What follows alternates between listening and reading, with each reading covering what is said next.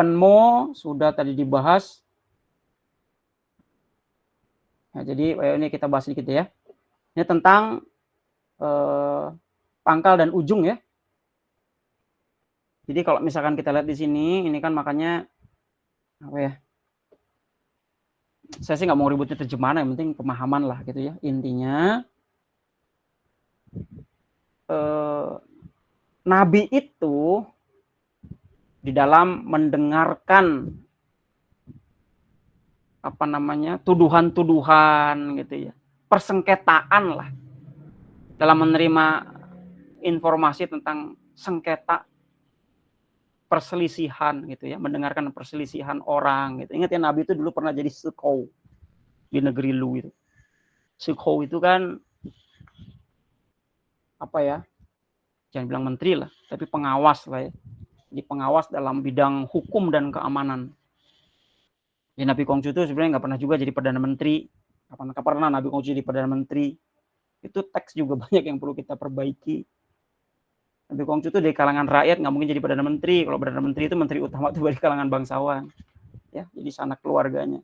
Cengcing namanya. Jadi kalau misalkan disebut Xiang Cai, Nabi Kongcu disebut jadi Xiang Cai itu sebenarnya tafsirnya bukan Perdana Menteri, tapi lebih ke yang mendampingi penguasa dalam hal ini kunjungan kenegaraan. Jadi kalau penguasa menghadap ke istana lain, nah Nabi Kongcu sering menjadi pendamping, jadi protokol. Kenapa jadi protokol, jadi pendamping? Karena Nabi itu menguasai ritual. Jadi bukan Perdana Menteri. Jadi Nabi pernah jadi Sekou itu adalah pengawas hukum dan keamanan. Tak Sekou itu menjadi hakim, kepala pengadilan, jadi pernah mengadili orang. Gitu ya. Jadi dalam hal mendengar persengketaan, sebenarnya sama dengan orang lain, nggak beda Nabi itu. Tetapi, gitu ya, yang paling diutamakan itu oleh Nabi itu apa? Mengusahakan agar perselisihan itu tidak berlanjut, gitu. Nggak harus di meja hukum. Maka inilah idealismenya Ruchiao yang juga banyak diserang oleh kaum legalis. Jadi ngambang gitu loh. Menurut kaum legalis, karena terlalu ngawang-ngawang. Ngomongin teladan. Jadi orang tuh bisa dilempengin pakai teladan deh. Tapi kan dalam ranah realistis, ya berlintas-lintas zaman deh. Bukan berarti konsepnya salah, enggak. Lagi-lagi masalah pendekatan aja. Lihat orangnya kayak apa kan. Ya, jadi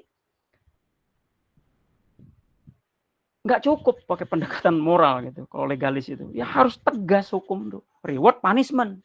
Reward punishment. Kalau true tidak seperti itu. Tetap mengedepankan nilai-nilai moralitas. Jadi Nabi itu nggak mau gitu loh. Sebetulnya untuk itu tuh berlarut-larut di meja hukum. Tapi selesai deh, cukup deh. Maka butuh apa? Butuh orang yang betul-betul memang sudah bisa ming-ming te.